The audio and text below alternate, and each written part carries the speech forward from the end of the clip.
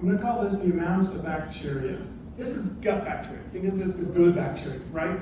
Your body, if your body was a democracy, it would vote 10 to 1 bacteria versus human cells. You got 10 times as many bacteria cells living in your gut than cells that make up your human body.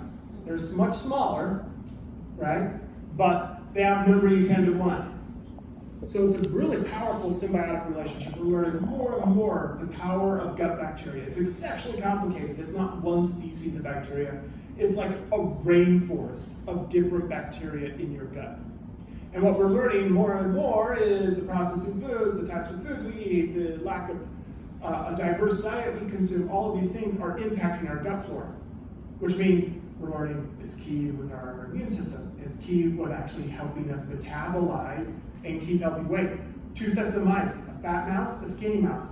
They keep eating the exact same food. Why is one fat, one skinny? Well, they found that they actually take the gut bacteria out of the fat mouse and put it in the skinny mouse, and take the skinny mouse bacteria and put it in the fat mouse. The skinny mouse all of a sudden becomes fat, and the fat mouse becomes skinny. We're learning more and more that these bacteria control us.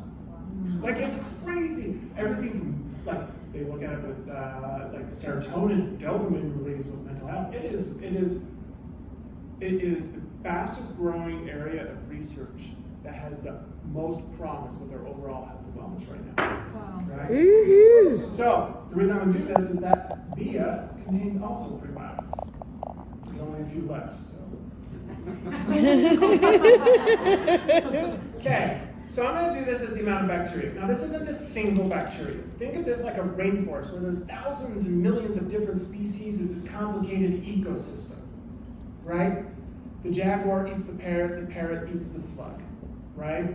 The slug feeds off of the jaguar when it dies, right? The circle of life, so to speak, that works in the rainforest. Now, if you don't have very many jaguars, what would you say do? Or if you have too many parrots, what would you say? Let's get more jaguars, right? Has that ever worked out well for us in the past? Right? We try to mess with that, we're all like, oh, now we got a jaguar problem, right?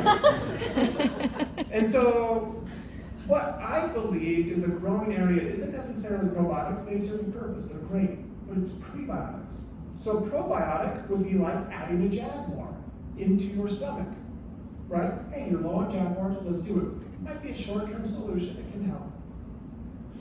But if you're having to constantly add jaguars, something is wrong, right? Now, what a prebiotic is a prebiotic, look at this, is like the soil or the rain of the rainforest. It kind of nourishes everything. And so our rainforest has been going through a drought for years. And we're wondering why we're low on jaguars. Well, rather than just keep adding jaguars each and every day, maybe we should make sure that it rains there. Right.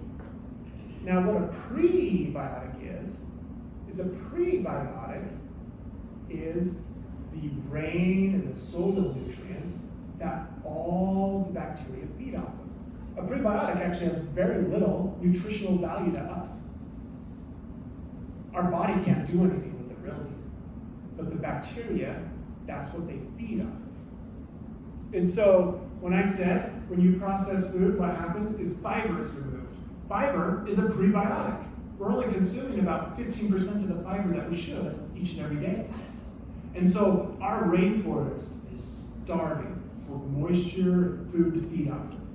And so we keep adding jaguars, which is good, but if we're not giving them, like, rain, it's not gonna, then you have to put the jaguar in the next day.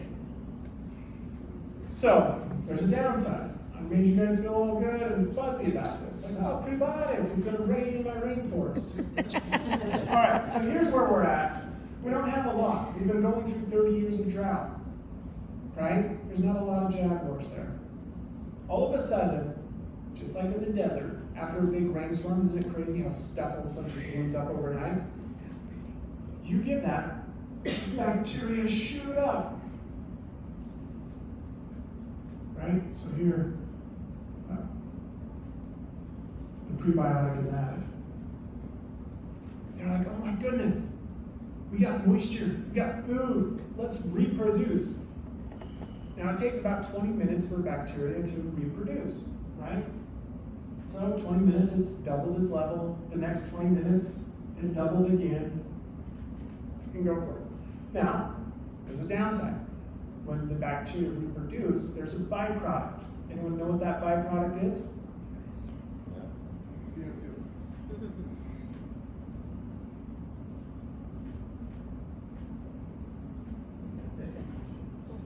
Or an awkward first date.